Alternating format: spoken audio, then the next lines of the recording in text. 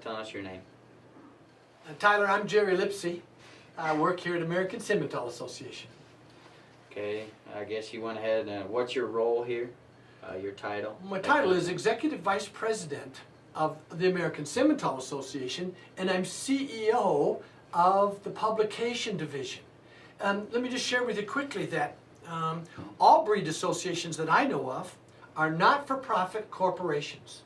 And that means that we're incorporated under, in this case here in American Simmental, in Montana, Bozeman, Montana, we are incorporated under the laws of Montana. So the bylaws and rules and all the things that play a role in American Simmental Association are in agreement with the laws of Montana, which incidentally are pretty similar from state to state. Now something that you might find interesting is that almost all breed associations have magazines, a publication division, and I think in all cases those publication divisions are for-profit businesses. So they're for-profit businesses. So we're a not-for-profit corporation that owns a not-for-profit business. Not as uncommon as you might think, but all breeds function that way. Well, that's interesting. What helped you to decide to come work here at the ASA? I think my lifetime in agriculture and livestock, and primarily cattle, but I also was involved in hogs quite a bit years ago. So this lifetime of interest in agriculture and livestock, and I was faculty at University of Missouri for 17 years before I came here, and so I thought this might be a nice opportunity to change my career, to do something in kind of the fall of my career, and have a chance to have an impact on the way we live in this nation and the success of sim genetics across the world. What did it take for you to become CEO of this breed? Well, I saw your question once before, and I'm not exactly sure how to respond to that. What were the steps? What was the initiative you took? My part. First I thought perhaps you should know that when a breed association, and Simmental in this case, American Simmental, decided to find a new executive officer, they searched essentially worldwide.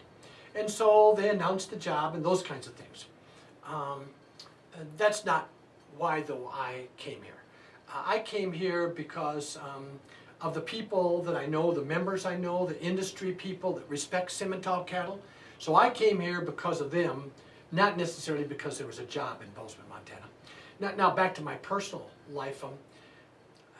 I'm not sure that it took this crusade of being a farm kid, of going to land-grant universities. I graduated Michigan State and Kansas State. My first Simmental cattle were born in 1971, long time ago. I went to Kansas State to do a Ph.D. because Kansas State University was doing the first research on the carcass value of all the new continental breeds. So I wanted to be at K-State along with the U.S. Meat Animal Research Center to learn all about the continental breeds. So I've been engaged in Simmental, I guess it'd be fair to say, since at least 1970. Describe for me, what do you do on a regular day, and what do you have to do being the CEO?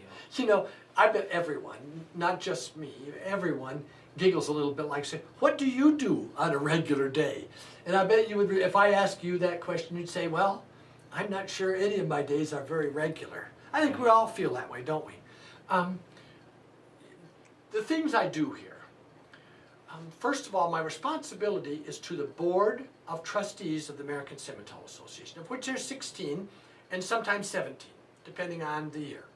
And so I need to know what their goals, their wishes, their hopes, and their dreams are to see if we can blend the staff of the American Simmental Association and the members, like you, to blend that together to make it all come true.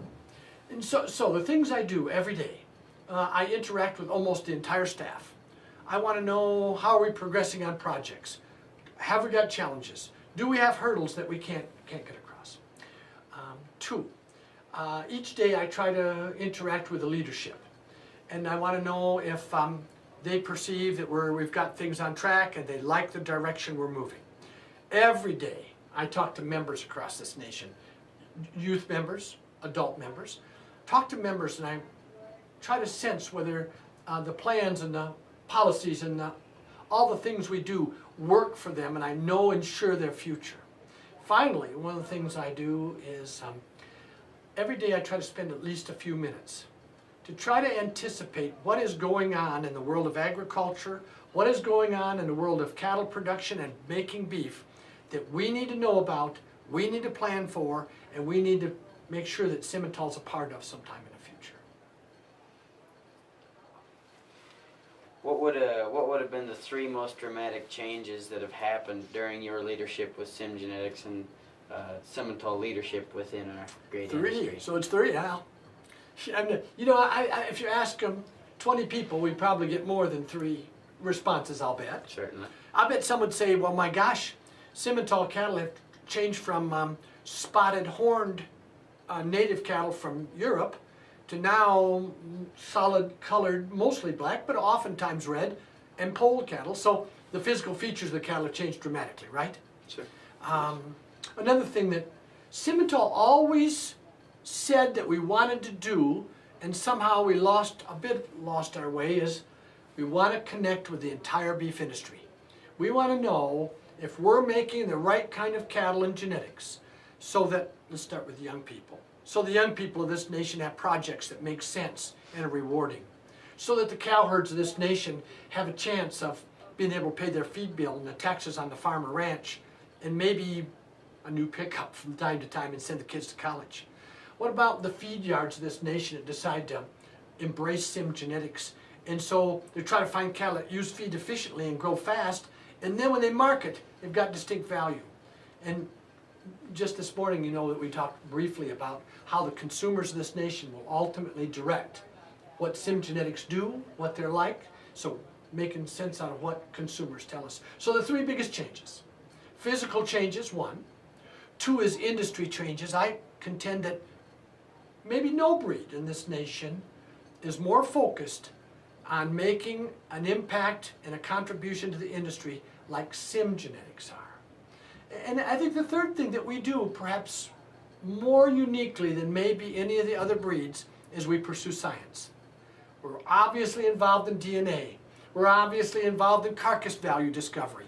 We've got the most aggressive calving ease project in the nation. We may be among, if not the most aggressive breed that pursues protection from genetic abnormalities.